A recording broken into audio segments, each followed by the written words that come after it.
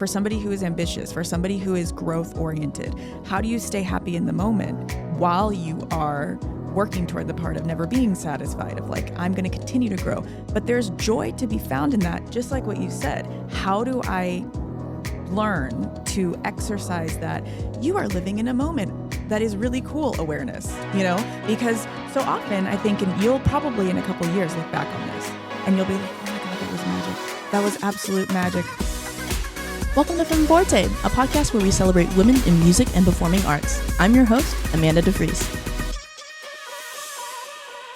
Hello, Femme Forte fam, and welcome back to another episode. I'm so excited to share with you all that we have entered a new era of Femme Forte. As you may know, our intro has slightly changed from last season. Femme Forte is now a podcast that is more than celebrating band directors and musicians. We welcome all women in the arts. Today's special guest utilizes her theater background in her entrepreneurship journey. Ellie Morrison is an award-winning editor and content creator from San Antonio. Her digital editorial platform, ELEANORA, was voted Magazine of the Year at the 2019 Texas Fashion Industry Awards. In 2020, ELEANORA grew to offer brand, editorial, and content production services.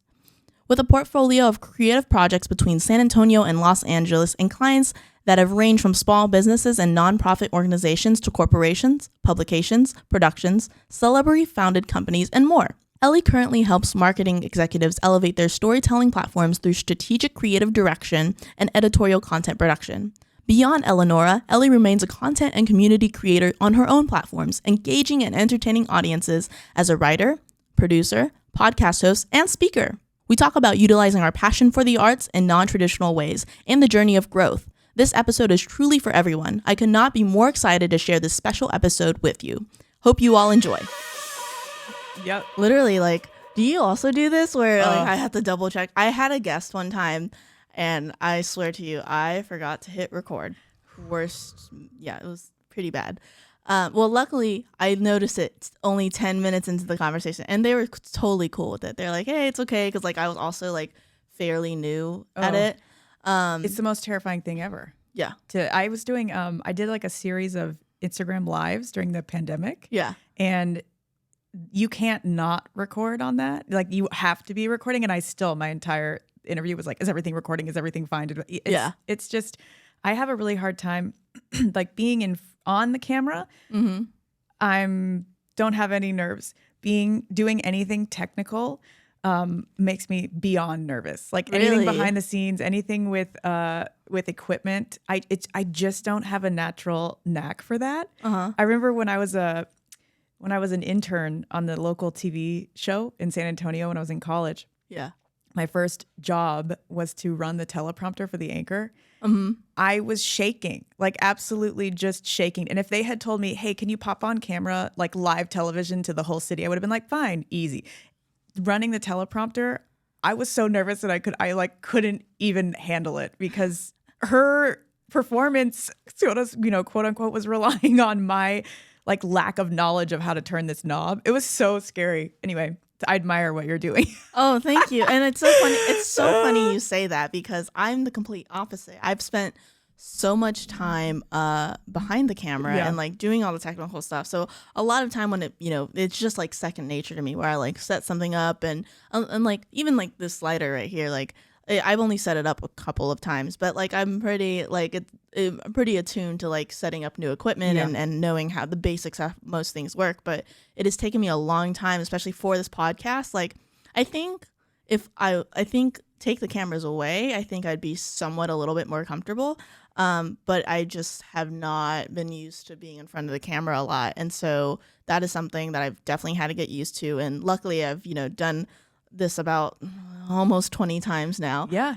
To get better at it. And I actually used to have my own YouTube channel where I'd be like, hey guys, welcome back to my channel. Today we're gonna be, it was about camera nerd stuff. So I'm today I'm gonna be reviewing this camera and why you should use it as your next YouTuber camera. It was a very short-lived channel, because I was also a full-time college student, did a bunch of interns at the time. So I only did I think 5 or 6 videos, and then I just didn't have time for it because I was studying and working. But even that alone was a little bit of practice into being more comfortable in front of the camera. And then That helped, but then I took a long break, and then the moment I decided, like, yeah, actually I do want to be back in front of the camera again, or not want to, but like learn to like be more comfortable. Yeah, that's just been like a really interesting thing that I've learned. And I think even now that like the second season isn't even out yet, I can already hear when I'm editing like how much better of a speaker I've become, how much more confident,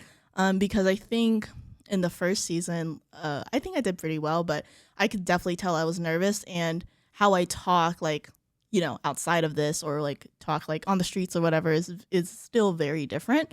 And so I'm just trying to bring a little bit more of my authentic personality, as you will, in the front of the camera, because I've definitely been that person where when I'm in front of the camera, I just immediately become shy. Yeah, it's a skill. It takes work.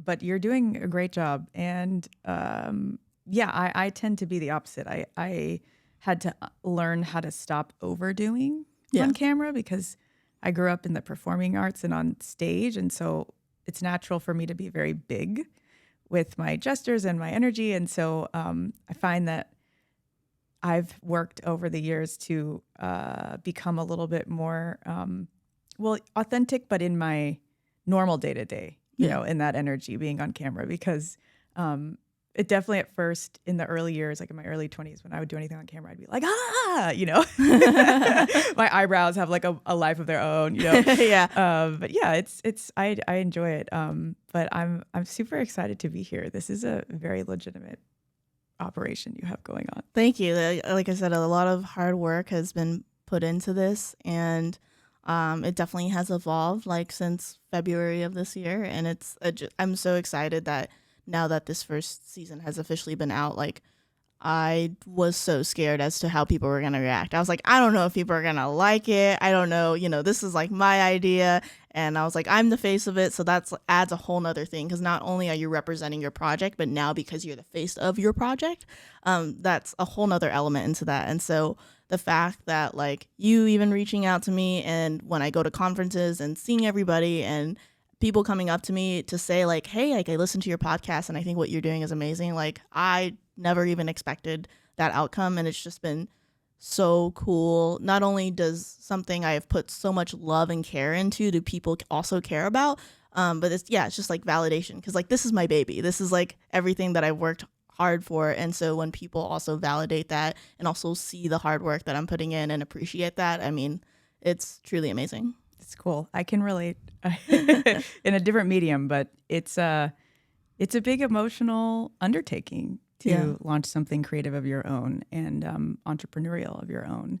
So I commend you for it, and I know that it's gonna go far. Yeah, thank you. I really hope it does. I just came back from this podcast conference in Denver, and it was just so inspiring, and also just really eye-opening to a bunch of stuff that like I have to learn with, and I've, you know, got to meet people that were like 15 years in the business. And I'm like, well, my podcast just started in June, or just came out in June. But it was awesome. Like there are people now I have met that I could rely on as mentors, and now even see like, what am I trying to say? There are people that I met who I can rely on as mentors, but also people I could reach out to if I have questions about anything, and or people who also want to support my podcast because they're like, no, what you're doing is cool. And like the fact you only, you know, it's only been out for a couple of months and you're already making headway, like that's super, super cool. It's awesome. Yeah. Well, with that being said, I know I never fully, truly introduced this, but hello, everybody. Welcome back to Femme Forte. This is the beginning of a new era, and I'm really excited. Today I have Ellie Morrison on, and I just want to say thank you so much for being on the show. Ellie is actually someone who actually like DM'd me on Instagram and was like, oh my gosh, what you're doing is amazing, and I wish I could be a part of it in some way. And to me, like, it was truly amazing and truly meant a lot that you even reached out to begin with. And I was like, yeah, let's find a way to get you on the show. And now having, you know, getting that set up, like I just admire you as a person as a whole. And I have so many questions to ask you. Well, thank you so much for having me. I'm thrilled to be here. And I'm ready for your questions. Yeah, I'm absolutely. ready. I'm an open book. So, yeah, I can't wait. I can't wait to, and also I'm honored, I should say, to be helping you kind of start this new era for Femme Forte and, expanding into fields, women who are in fields other than band directing, creatively in general. I think it's such great material that you're talking about, and the importance of women having conversations about balancing life, career, family, just striving for greatness and whatever that means to them. It's important. It's important that we have these conversations, and no amount of media is too much, I think, to be sharing everybody's perspectives. So I'm really excited to be here. Yeah, thank you so much for your heartfelt words. It really does mean a lot to me. I know who you are, but go ahead and tell our listeners and our viewers a little bit about who you are, where you're from, and a little bit about your background in the arts as a whole. So I grew up, born and raised in San Antonio.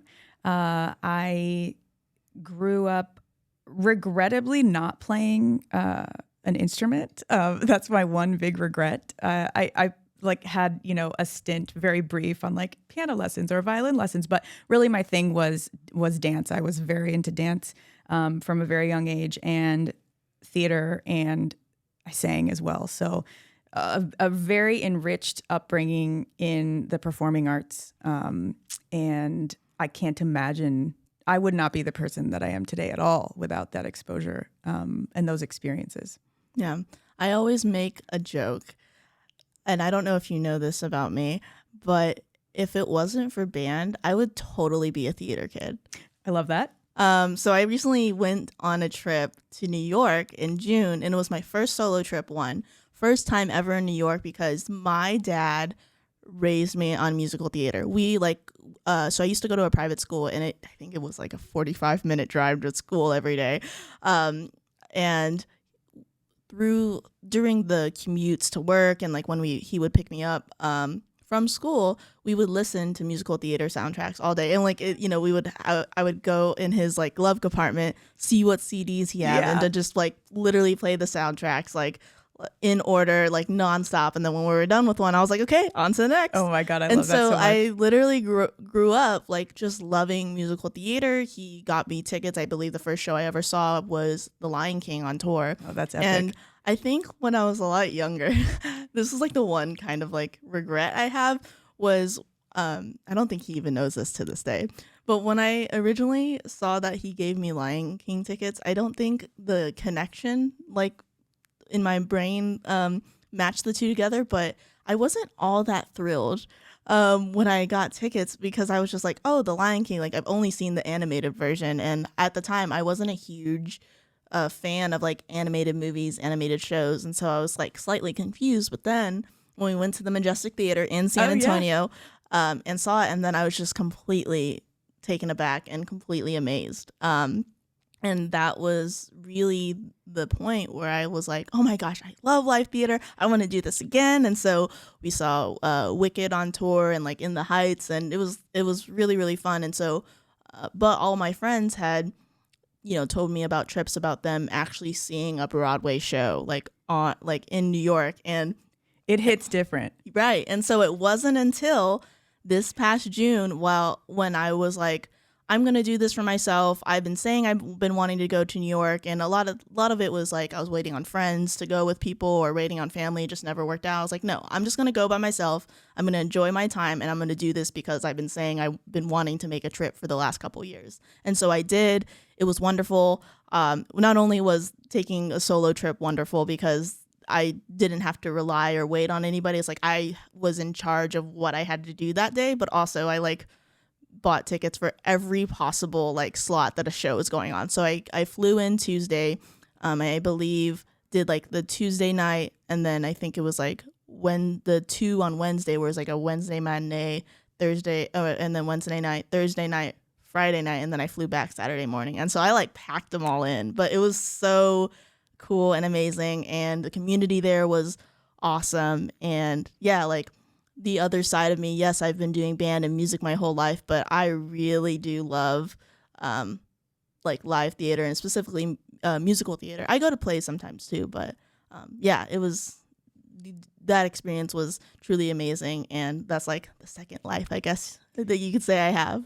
Well, me too, to be honest, because I'm not on Broadway. But yeah, it's. I think when we talk about live performance and what growing up in the arts does for somebody, or at least did for me, that kind of has carried into my career, is that there is an energetic exchange that happens in the arts. And for me, it can happen just being as an observer, even in the marching band activity for the past 12 years. For those of you who do not know, excuse me, my husband is Dan Morrison, who was the band director at Reagan High School for a lot of years. And so he and I started dating, I would say, like in 2011. And so I had been around it for a long time. And one of the things that always struck me about the marching arts was that I felt that same thing in my soul was tapped as it is when I'm at a Broadway show or whatever. It's just that energetic exchange, and knowing that whoever's in front of you performing on the field is giving like 110%, 100% of the time while their show is happening. That always inspired me, and I could feel that energy in a marching band competition. And just the fact that these were high school kids was beyond incredible. What you can motivate them to accomplish as a group. So I think bringing that around to like finishing explaining my background. I used my background in the performing arts I'm an editor, basically. I've done work in marketing. I've done content creation. And when I first started out in my career, I was working for nonprofit organizations pretty much in San Antonio, because this was 2011 and digital media was just starting. Yeah. And so my aspirations were always, I knew that I felt very comfortable on stage, most comfortable on stage and most comfortable in a setting like this. But there weren't many outlets to do that unless you were you became a news anchor or news personality, or you were on stage. And neither of those paths at the time, although I tried my hand at them in various ways, felt authentic to me. And so I did what the next best thing was to do, and my student loan payments were starting. So I just got the first job that I could get, and it was in a nonprofit organization downtown San Antonio, now called Centro. And I was working with I was doing a lot of work with young professionals, because at the time San Antonio was really into their effort of promoting not only working downtown, but also living and playing downtown. Yeah. And so I remember feeling very conflicted at the time, because I felt like I couldn't wrap all the things I liked into what I was doing. And it took me about 5 or 6 years until I stepped out on my own and focused on purely creating. And I was lucky because, I was able to do that without worrying about income at the time, because Dan was very supportive, and he said, look, take your time to build your own thing and don't worry about this. And he was teaching, at Reagan, but we figured out how to make it work. And so I just put everything that I had into creating a platform that felt most authentic to me and my interests and my passions, because I didn't see that anywhere else. Yeah. And I couldn't find a place to plug in. So I just figured out how to build a website and created it, and essentially took that that interest and passion for storytelling and put it into the digital platform that I was making. And I was at the time very inspired by women and how women were building their careers and how they were building lives that they loved. And so I just chased women's stories, and that then evolved. It was my blog originally. That then evolved into, we called it a little bit more of, we formalized it and called it a digital magazine, because this was 2017 when we were trying to, drum up excitement about it in the San Antonio area.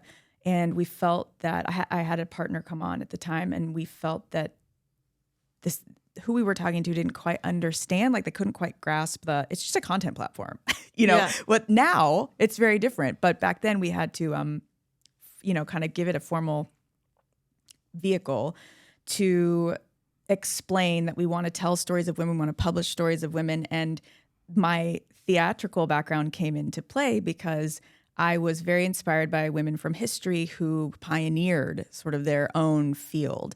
And I would go down these rabbit holes and I would research their lives, and then I would figure out what woman in San Antonio could portray that story. And so then I used my interest in kind of design and fashion and all of that, and would design the sets. I would borrow pieces of furniture from the antique store on Hildebrand that I love. It's basically an antique barn. And I would go in and be like, okay, can you please, to the owner, I just need to borrow like these 12 pieces of furniture for the next 24 hours. And we would just set up a set basically. And so I think, that was noticed, and we did win Magazine of the Year. And the magazine is named ELEANORA because that is my full name. It's my real name. But I was inspired to use that because I am named after my great-grandmother. And so there was a through line of, legacy and multiple generations, and how women from the past sort of have pioneered us to be able to create the future. And that was the inspiration behind it all. And it won Magazine of the Year in 2019 in San Antonio. And that sort of then led me to, the pandemic happened in 2020. So I ended up pivoting to consult for brands that needed content creation support. And I also went to work in marketing for Texas Partners Bank, which, if you're familiar with kind of banks in the San Antonio and Austin area, it's Bank of San Antonio, the Bank of Austin, those are all members of that organization. I just found myself going from, one thing to another that I never would have planned, but it was that original kind of what was in my soul from a background in the arts, and just not settling for something that didn't feel authentic to me, and creating my own outlet, and then just kind of going for it. So I resonate really deeply with what you're doing, because I see a lot of parallels in that. And I think, especially as women, we have to create what we want to see and who we want to be. And these projects, these passion projects, I think whether or not they end up being a forever vehicle or not, they're such an important exercise in finding your voice, finding who you are, and then being able to remain true to that if you step back into a more structured setting. So that's a very roundabout intro, I would say. But that's a little bit about my career background. Yeah, I mean, I totally agree with you in the sense that the whole reason why I wanted to, have you on the show is not only to like give you the spotlight and pass you the mic and give you this voice, but we share a lot of similarities that I also resonate with. I mean, going back to, you having a theater background, performing arts background, I think one of the things that like I'm very like envious of is the fact that you, with like ELEANORA, you have like a YouTube channel where you like interview other guests, and then you've been on previous podcasts, and like the things that I've heard is like you're so confident in yourself and like seem very comfortable in these very different forms of media. And I think a lot of that, obviously, yes, you're showing your authentic self, but I've even learned from when I was doing a short contract with SeaWorld how much theatrics and performing other than just playing an instrument is important. I mean, we see that with drum corps, we see that with indoor and all that. But I think because you have that background in performing, it helps you in so many different things like public speaking and all the different things that you've done with your platform. And that is something that I'm just starting to learn how to do, which has like been like super amazing. But also like on the growth part that you mentioned, yeah, like if you asked me even a year ago when I got the job that I have now, if this would have happened out of it, I would have laughed in your face and been like, haha, that's so funny. That's right. But it's been this really incredible and amazing journey being able to like look back and see the growth that I've made, not only as like a podcaster and like a media professional, but also like as a human. Like there's been a couple personal things that I've had happen and events that have happened in my life that literally like I'll talk to my parents or even my therapist, and I really do take a step back and I'm like, wow, I've come such a long way in like different facets of life. And it's only just the beginning. Exactly. And that's something I say a lot on this show, is like it's only the beginning. And it's just so cool sometimes because, you know, a lot of times I'll get stuck in the moment and stuck doing whatever I have to do, but really taking the time and just seeing that journey of growth is just like so wild to me. And so, like you said, like finding your voice and finding like your purpose, and then that purpose being turned into awesome, impactful projects like this. And then who knows, maybe like Femme Forte is the stepping stone to something, another amazing and awesome thing in the future. Absolutely. That is great perspective to have. That's so cool to hear you say that. I do. I think, well, it will be the stepping stone regardless. It might be your own thing, or it might be something totally different. Yeah. You never know what you're building when you're building it. I think you just have to follow that fire, that fire in your stomach that says like, get up and do this. And we don't always know why, or most of the time we don't know why. Yeah. And I also find too, one of the things I really like to talk about is growth is messy. And as somebody who has always been, considered myself ambitious and considered myself eager to grow, one of the things I never was told, or that I had to figure out myself, is that it's not a clean process. It's not a clean cut process. And I like things to be very clean cut on a to-do list per se. In life, like during my day, I'm not one of those people who's like super structured, but I find comfort in knowing like, okay, this box, check it.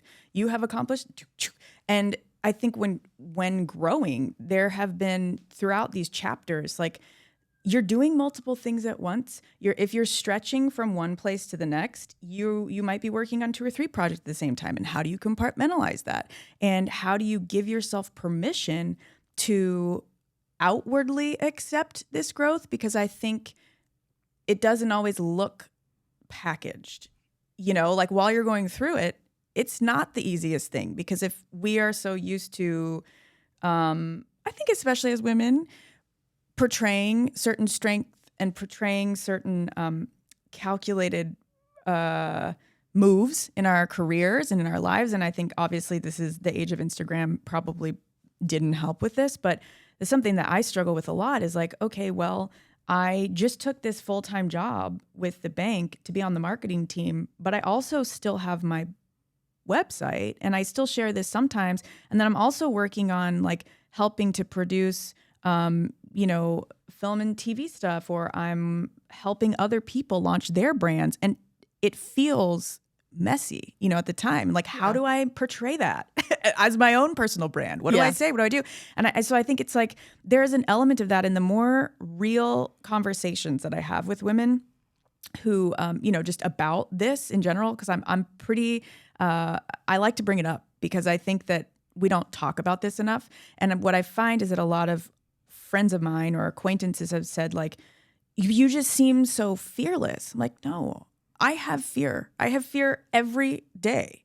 But what I don't necessarily have fear of anymore, what I had to really work to shed, was the fear of what I looked like to other people. And I think that's what it is a lot when you're choosing to grow, is that like, if you're not following a very prescriptive path in life, it isn't charted. And so that can be messy when you're taking your own steps forward. You might take somehow you grow multiple legs, and I don't know how you take 4 steps to the side while you're also taking a step forward, but like that's sometimes what it takes, And so, I think that has been something major that I've learned even since starting my own platform, was that I thought it was going to be like, oh, this was going to lead to this, and then I was going to grow like this, and then this was going to happen. And it wasn't that way at all. So now I'm at the point where I'm starting to feel this. my son now, we've started our family. My son is now almost 1. He turns 1 in October, which is like wild. This past year has been like a total blur.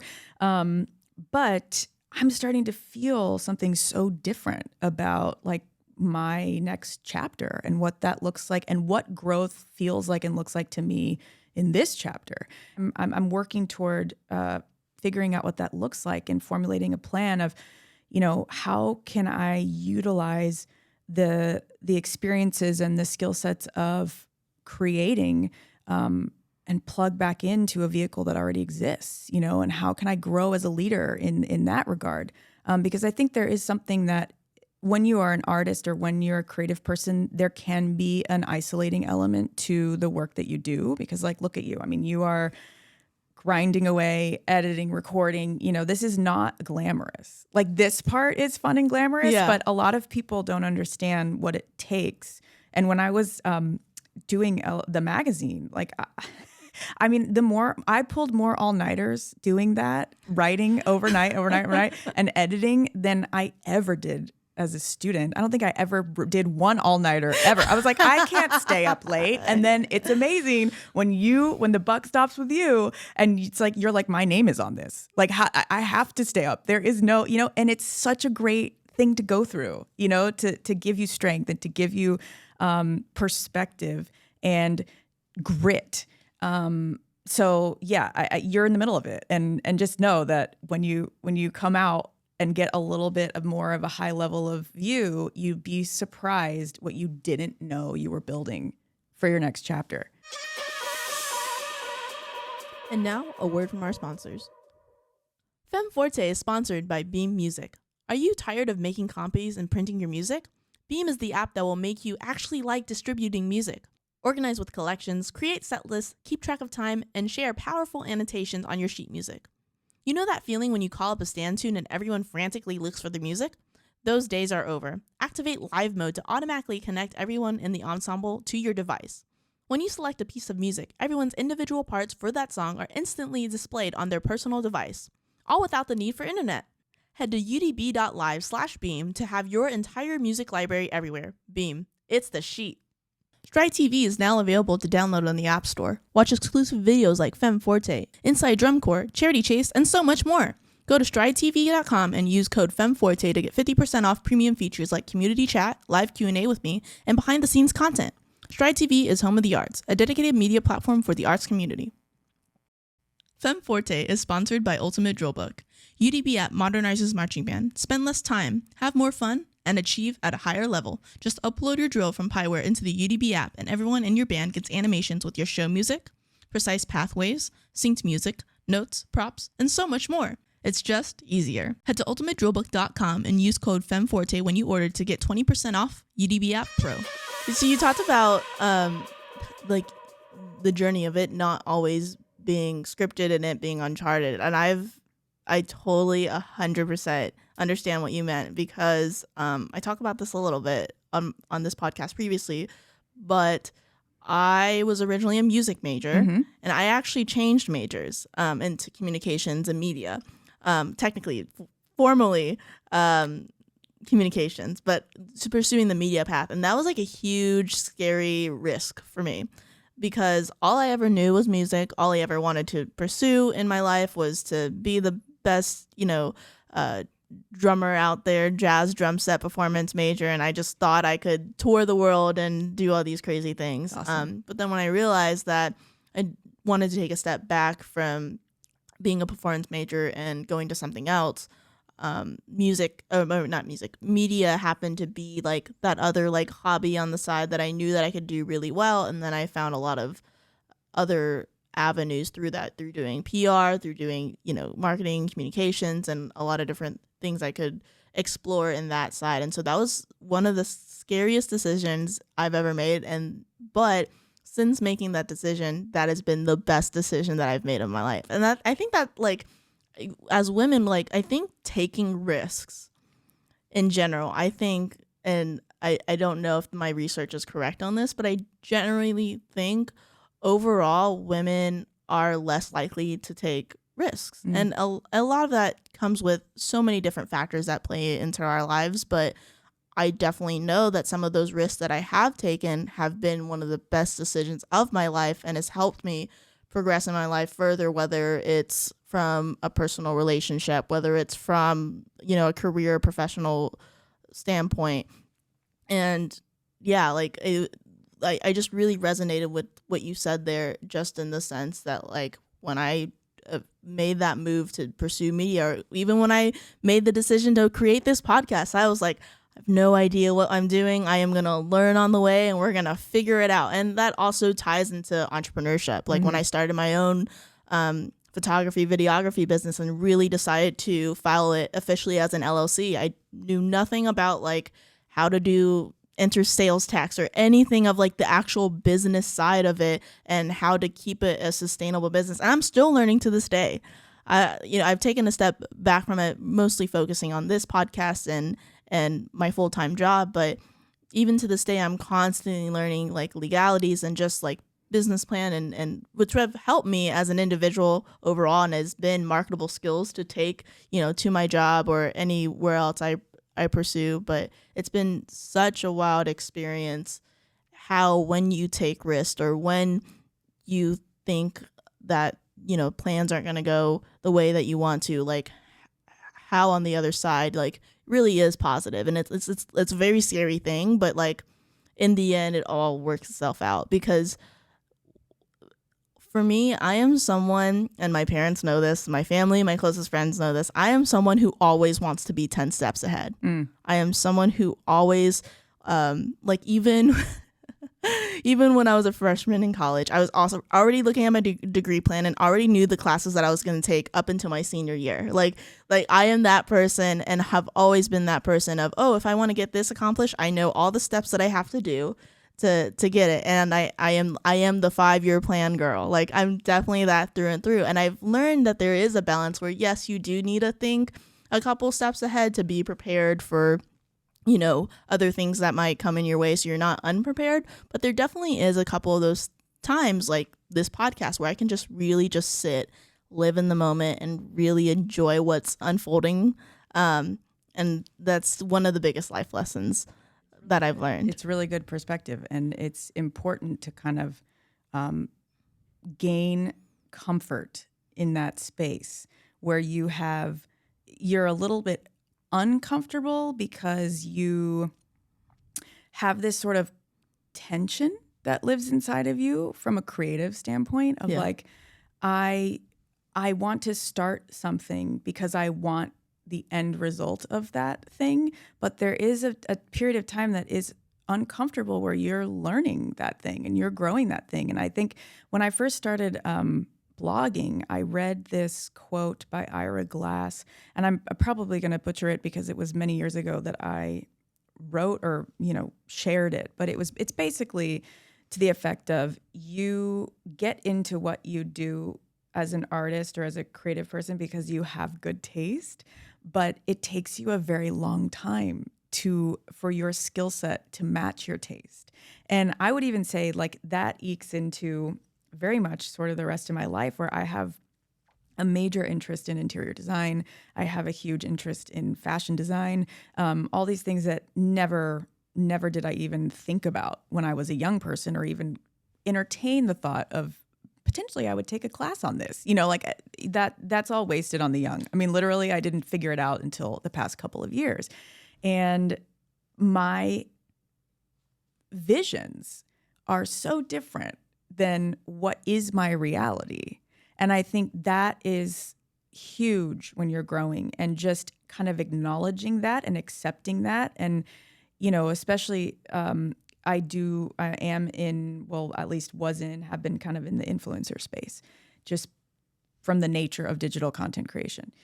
And I find it very difficult because it's so materialism based and it's so consumer culture based. And so it's a balance of how do I stick to my authentic feelings and my authentic point of view and not get distracted by everybody who's telling me to buy all the things all the time. and how do I make my environment and my style, which is a true expression of who I am and what I value. It's difficult to not get muddied with what you're seeing everybody promoting.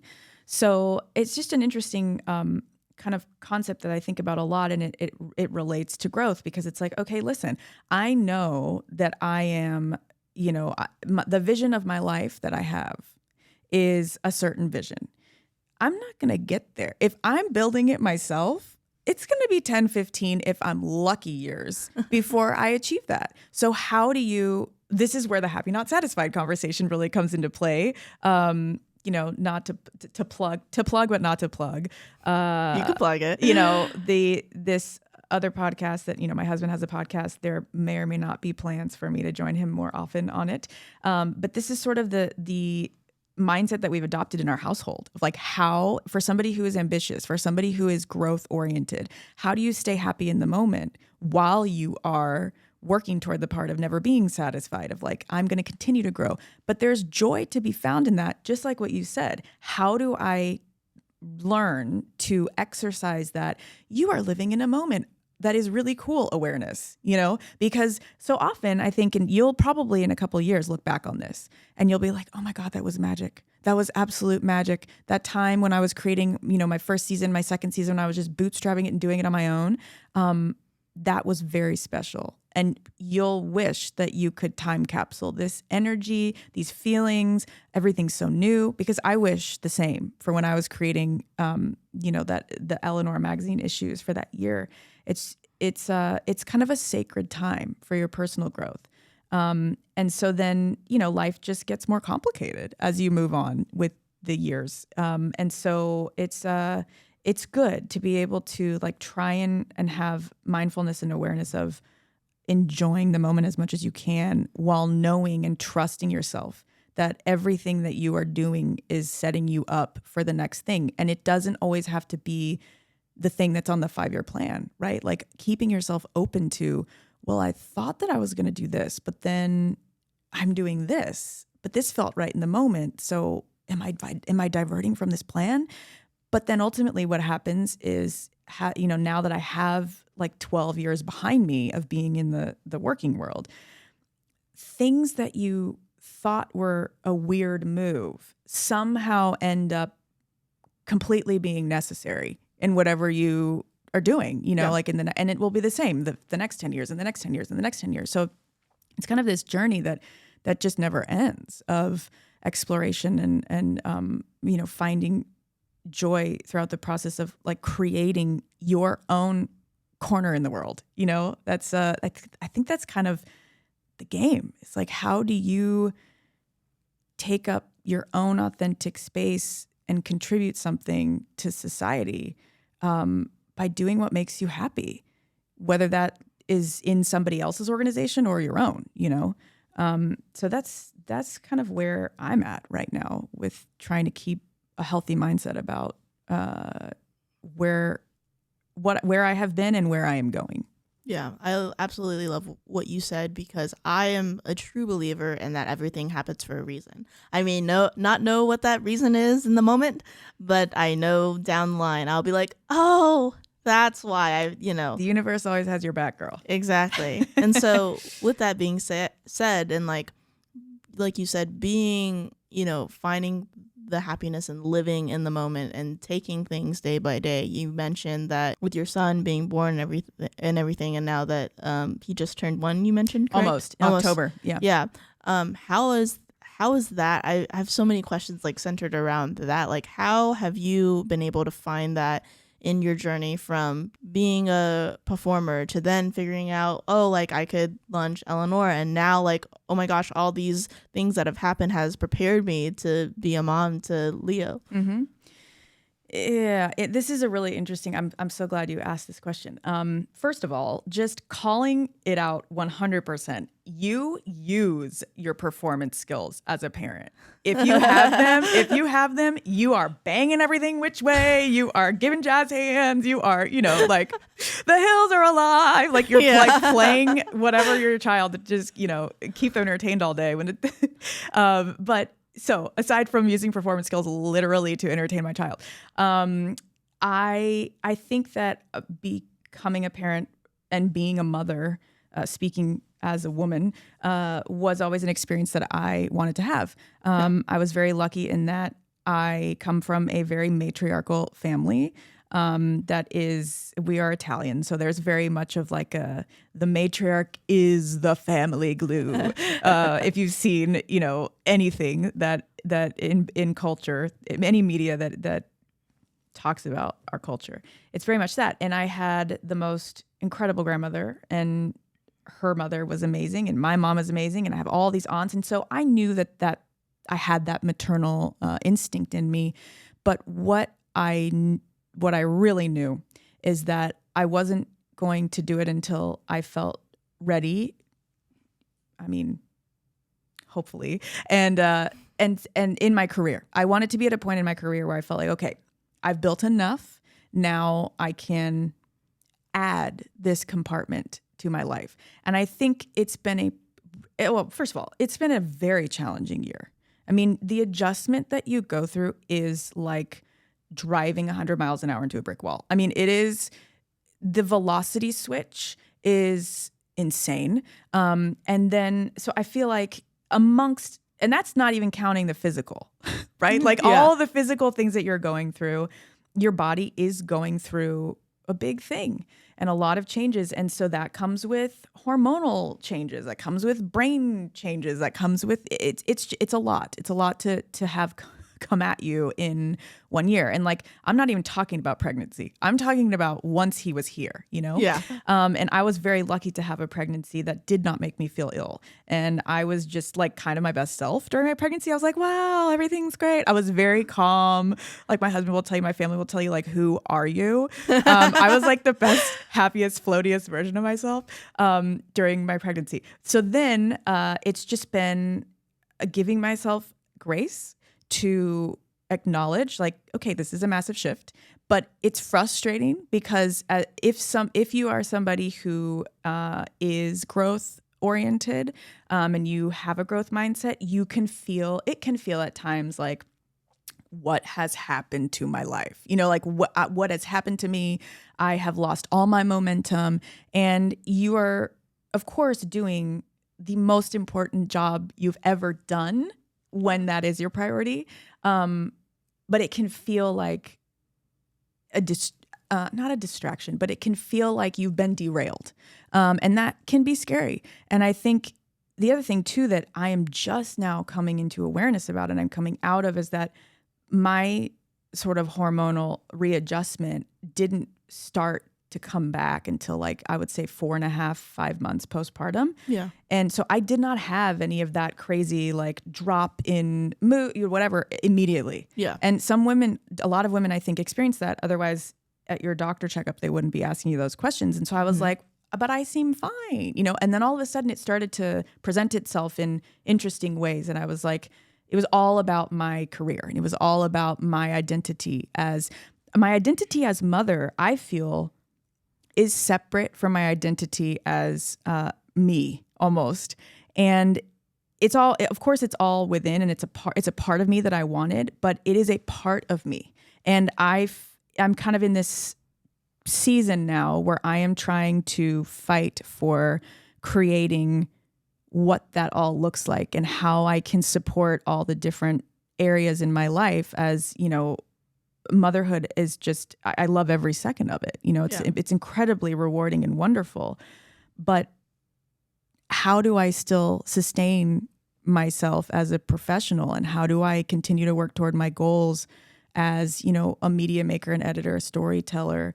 And how do we then build out a family dynamic that can support not only my needs, but also my husband's needs and our son's needs? It's just a lot of complex and nuanced emotions and communications that you have to have with your partner during this time. And so I think the performing arts part of it is that this is kind of an interesting connection, and I'm going to go there, but when you are performing, at least when I am performing, you're in that flow. right? You're connected to the source, we'll call it. Yeah. And so much of life, real life, adulting life, does not give you that. And so I think like when you are out of alignment with that, your soul screams at you. And that is, I think, something that as a creative person, I work to constantly stay as connected to that feeling as I can, because that is your intuitive voice that will guide you through these sort of life events.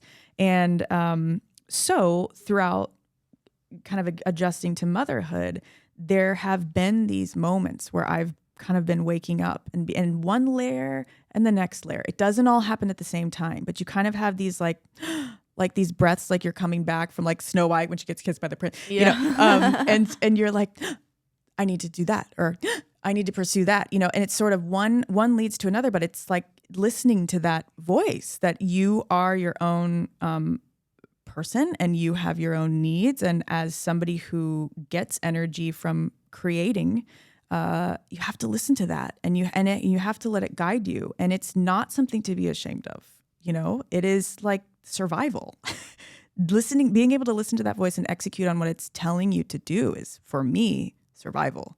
And that ends up allowing you to thrive. But I think if you don't have an awareness and a connection to being able to listen to what that is, and especially as women, we have this voice. We have this powerful, intuitive mother nature guide, you know, and this is what I love about Beyonce, is that when that performance where she had, like, when she became a mother and she had the flower crowns and all the things and the generations, like, that is real.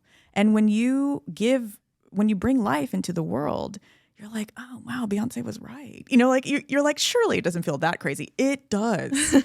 And so I think just like standing in that, and the other thing I will say too is I have never felt stronger. And I have never felt more powerful. Yes, did I crumble like the past 10 months and I've been like, who am I? Yes. You know, like there are times when, yes. But coming out on the other side and making that choice to fight and stand for the ability to continue to grow in the way that I'd like to, I have overcome so many fears, because carrying a child and birthing a child and raising a child, it's challenging. It's very challenging.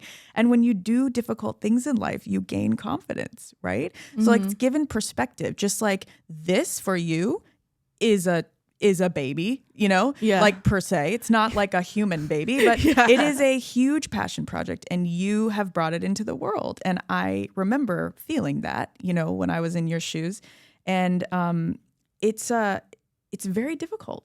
And so you will gain confidence through the challenge and like walking through the fire at times, you know? So that's what I feel. I think that like that creative energy is very important, because it always guides you, whatever the medium may be. You know, when you are exposed to that and when you feel that for the first time as a young person, keep chasing it. It might not be the original outlet, but it can be applied and can guide you throughout the rest of your life to whatever it is that you're doing. Yeah. No, that was beautifully said. I mean, just thinking about everything that you said, the first couple of things that kind of come to mind about that is how you said earlier about people don't know, like, you know, behind closed doors or like on the back end, how much hard work goes into this podcast, or even goes into, you know, like, you know, raising your son, and even the content creation that you do for your platform. And I think there are definitely times where I think we've all kind of been there where, you know, I'll be honest, I've had mental breakdowns about this podcast before because of all of the hard work that goes into it. And you're just, sometimes you do get those like hard moments of like, why do I keep doing this? Or why am I staying up or pulling all-nighters, you know, doing X, Y, and Z, and then really being able to come out of it on the other side and just like you said, look back and like just prioritize a special moment where you're putting all the grit in, because on the other side, you know, a couple years I'm going to be like, yeah, I was really proud of that. Mm-hmm. So I absolutely was very, very beautifully said. And thank you for that reminder, because that really does like mean a lot to me, and something that I know in myself that I have to remind myself a little bit more every day. You're welcome. Well, we're about to wrap up here, but I have 2 last questions for you. Okay.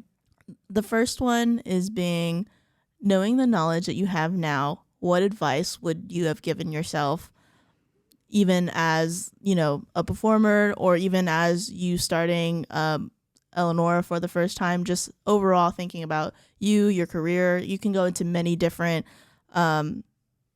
avenues with this question, but just having the life experience, let's call it, that you have now, what is something you would have advice you would have told yourself? One we already talked about, which is that growth is messy. The other, I think, would just be when I was in my earlier jobs, I felt a lot like a square peg in a round hole. And it bothered me. And I knew that something was not in alignment. But I think that is all important. And it is good for you to feel that tension, because it guides you to discover who you really are. And that discomfort and that tension kind of makes you desperate enough to do something about it. And I used to feel like, why am I the one that just doesn't fit in? Like, I'm trying so hard in various work environments. And then it became so loud that I couldn't ignore it anymore, And now I think what's really beautiful that has happened, and I wish I heard more women talk about this. I was always made to feel like too much, like I was too much when I was young. And now that I have had more life experience and I have gained grit in a way that I never had it, I always was disciplined, but like when you are putting something out, it is next level what you have to do. And you're not going to expire from a couple nights of sleep deprivation, So when you learn to push yourself and you earn the respect and the recognition that you get, there's just a different perspective. And I think now, building my own thing, I think opened me up to going back into that structured environment, but in a way that people see me and know me and my skill sets for what they are, truly what they are. And they would not want me to compromise that anymore, because your magic is your magic, but you have to work to uncover it and get yourself those skills. What is it? The 10,000 hours rule?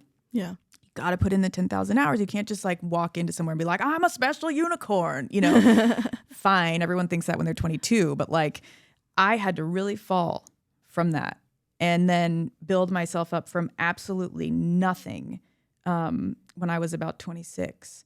And because I did that, I now have the confidence to, and not false confidence, the true confidence, the type where you don't have to say anything about yourself, to just be able to walk in and offer your services and offer anything that you may have experience-wise to help an organization move forward. I think just now I feel really ready to do that again.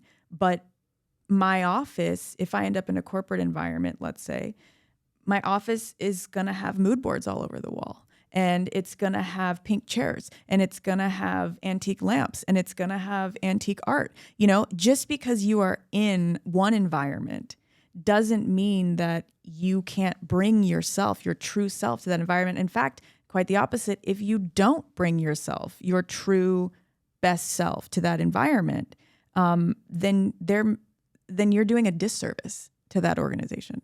And so I think I'm just coming around to realizing that. And it took many years of feeling very discouraged and like, why me? Why am I not working? What is something I'm trying and I'm not working? Well, it's because I didn't know who I was, and I didn't have the skill set to back that up to then feel confident to go in somewhere and be like, yeah, I'm going to give my 100%, in a way that doesn't make my soul feel twisted in knots.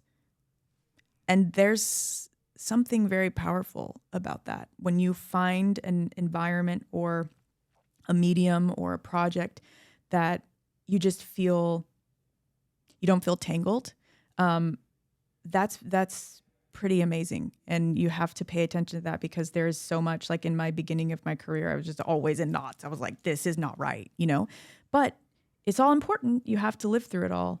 So I look forward to seeing kind of what this next chapter has in store, because I finally feel like I'm in a place where I don't have to, like, my work can speak for itself.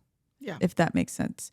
And so talking to my younger self, that's what I would say, is that just keep following the path and working really hard, because it will all work itself out in due time. And not to be cliche or trite, but like, it's been true, in my life. And I'm sure there will be a next chapter and a next chapter and a next chapter. But that's the biggest advice, aside from the growth is messy, that I would give. Yeah. And then a great follow-up to that is this, the last question I have for you is, who are you now and what experiences do you want to create? That's a good one. Who am I now? Well, mother, first and foremost. That's a new title added to the list, and a forever title added to the list. I think I'm a storyteller, and I always will be. It just depends on the medium. The medium will be interesting. I think currently it's digital, it's content, it's being an editor, being a producer of sorts. The experiences that I want to create are truly experiences that are so, I'm going to try and word this carefully. Oftentimes as women, when you meet with other women in life, we are conditioned to speak surface level. And I have no interest in that. Of course, I'll be like, girl, I love your outfit, but whatever. That's, of course. Yeah. But I like to have fierce conversations.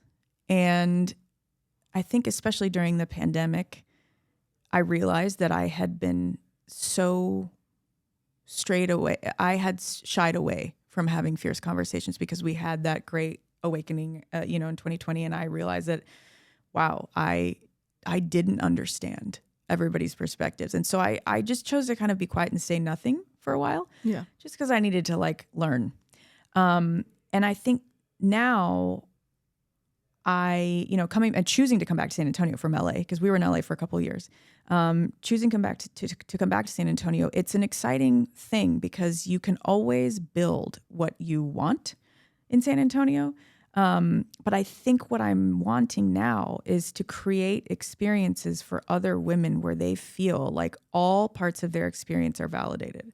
And we can have conversations like this and get down to the nitty gritty, and to quote Nacho Libre, but you might be too young for that, and talk about the complexity of what we go through. And that some days we might feel like, oh my God, I'm so happy. This being a mother is the best thing in the world. And then other days we're like, I don't know how to get everything done. How do I walk into my boss and say, this is why I need a raise. This is why anything in any realm, but also to be able to have these philosophical, more esoteric conversations and not have any shame associated with it. And women who I've talked to lately, like, I'm gathering that this thing we were talking about earlier is like, I sense fear in admitting vulnerability and admitting that perhaps a step taken to create an appearance of having it all together, or appearance of a milestone being achieved,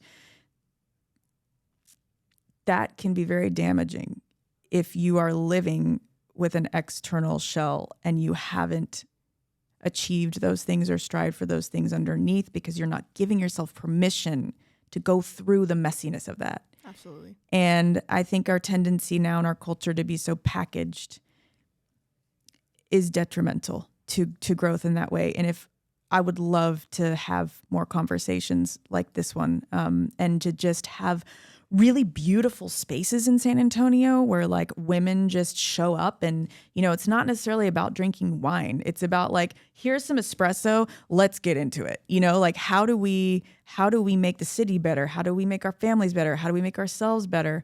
That's something I've been talking about with my best friend, to be honest, because she owns restaurants. And, you know, how do we create these experiences for other women, and then, you know, maybe men too. Maybe it's just like a big think tank. Yeah. But that's, I think, what's on my heart right now is fierce conversations and a forum for fierce conversations. Yeah, well, that's kind of the reason why this podcast exists, specifically, you know, for having real conversations with awesome, amazing women like yourself, to, you know, go out into the world and to start, one, becoming these like really vulnerable conversations for it to be less taboo, right? And then two, just like people need to hear this. A lot of it too is like from an awareness perspective. When I did my first live tape, well, not first, but one of my live tapings in Westchester, a couple of students came up to me, specifically men who were like, yeah, I didn't know that this existed, and like I appreciate you, like, you know, having the conversation today, and like now I know. And yeah, it's powerful. It's so awesome to see. Well, thank you so much for being on the show. Where can our viewers and listeners find you? Do you want to plug your website, podcast, social media, etc.? All the things, sure. Well, you can find me just first and foremost at Ellie Morrison on Instagram. So that's my full name, ELEANORA Morrison. And then you can find all the things there. But yeah, you can also eleanora.co is my editorial platform website. And then I have an eleanoramorrison.com, which is more of my creative portfolio website. But you can find all the things on Instagram. Awesome. Well, thank you once again for being on the show. Thank you for having me. Thanks for listening to Femme Forte. Femme Forte is produced and hosted by me, Amanda DeFries. Music is by Humans Win. To learn more about our guests, sponsors, and get more resources, go to femfortepodcast.com and follow us on social media at Femme Forte Podcast.